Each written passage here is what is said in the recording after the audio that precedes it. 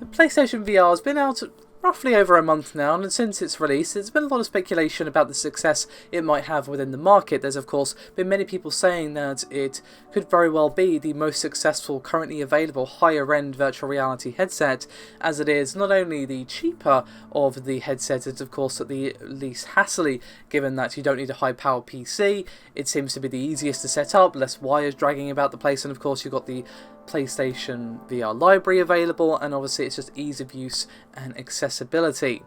And it seems that those predictions that the PlayStation VR would sell better than the Rift and the Vive are seemingly on track to be correct, as sales of the PSVR are on track to outsell the combined sales of the HTC Vive and Oculus Rift.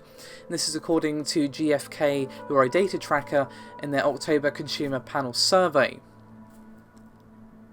Now, according to them, the hardware's PlayStation branding led to high expectations for the tech and, quote, eradicated many concerns about VR. Now, it is worth keeping in mind that GfK does not track sales of the HTC Vive and Oculus Rift from their official websites. However, I do have a statement here from the GfK director Paul Simpson, and he said, quote, VR devices, Oculus Rift and HTC Vive, both of which are focused towards gamers, suffer when compared to PlayStation VR. The VR units of the former are more expensive, $550 plus versus $350, and require a relatively high performance PC. PlayStation VR also benefits from a large install base of PS4 owners, more than 3.5 million in the UK. Early UK sales of PlayStation VR indicate it is already approaching the combined install base of HTC Vive and Oculus Rift. Initial PlayStation VR game sales are also positive, with 8 or 9 boxed releases featuring the official top UK 40 games chart, ending Saturday 15th October 2016. Early adopters weren't certain what to expect from a VR gaming experience. The Sony PlayStation branding eradicated many concerns and led to high expectations. Our survey shows that initial reactions from owners of PlayStation VR are positive. Some told us that the experience surpasses expectations, and for many it is a talking point with their friends. Others believe the VR gaming experience is a solitary one, but have been pleasantly surprised by social elements of VR gaming. So while this is of course based upon the sales so far, and again the device has really only been out just over a month, it still looks like the PlayStation VR is on track to beat the combined sales of the HTC Vive and the Rift. Now, to be honest, I'm not hugely shocked by this because, well, the reasons that they already discussed. Yes, the PlayStation VR is expensive when you throw in the camera and the Move controllers, but the Move controllers are optional, but let's just say you don't ignore those, you include them. It still is pretty expensive. You're going to have a fair amount of disposable income to buy one, but it is cheaper when compared to the Oculus Rift and especially the HTC Vive.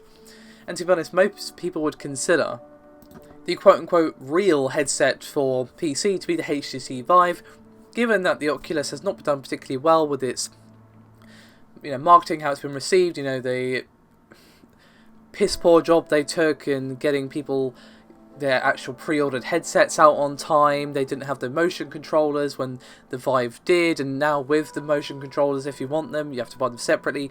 The Rift is just as expensive as the Vive, and of course the Vive has room scale where the Rift really doesn't.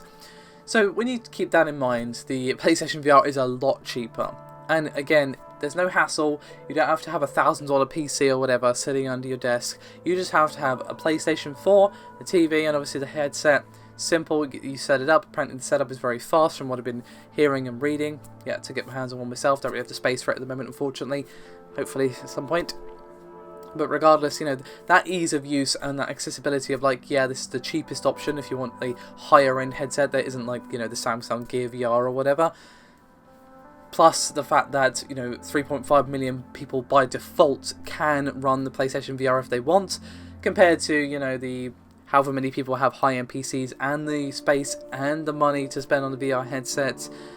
You can kind of see why the PlayStation VR is doing well. This is kind of what I predicted would happen, especially since there seem to be unofficial mods that also get the PlayStation VR running on PC as well.